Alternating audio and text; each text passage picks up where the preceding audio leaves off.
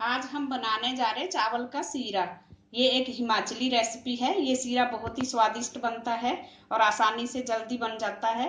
इसके लिए हमने लिए 1 कटोरी चावल, 2 टेबलस्पून देसी घी, थोड़ी सी अजवाइन, थोड़ा सा नमक अपने स्वाद के अनुसार।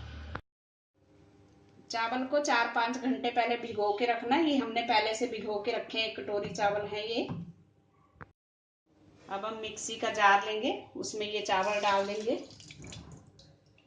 इसका हमने पानी निकाल दिया, थोड़ा सा इसमें रहने दिया पीसने के लिए। ये मेरे पिताजी की रेसिपी है, उनसे हमने सीखा था बचपन में।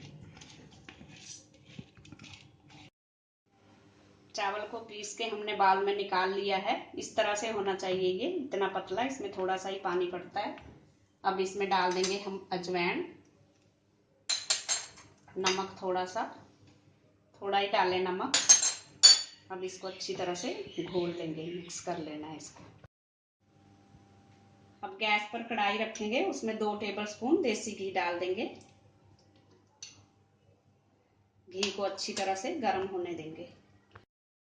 घी हमारा अच्छा गर्म हो चुका है। अब इसमें हम ये मिक्सचर सारा एक साथ डाल देंगे।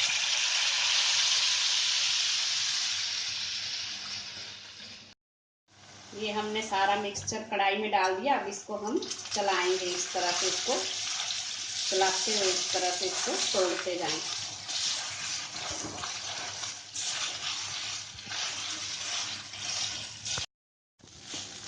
ये सीरे को इस तरह से चलाते रहें और इस तरह से इसको तोड़ते रहें। ये बिल्कुल छोटे छोटे दाने की तरह हो जाता है। इसको बनने में लगभग 5 से 7 मिनट लगेंगे। गैस को हमने सीम किया हुआ।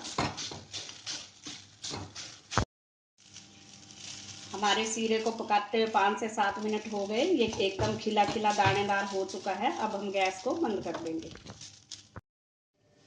हमारा चावल का सीरा खाने के लिए तैयार है। अगर आपने मेरे चैनल को सब्सक्राइब ना किया हो तो प्लीज कर दीजिए। Thanks for watching.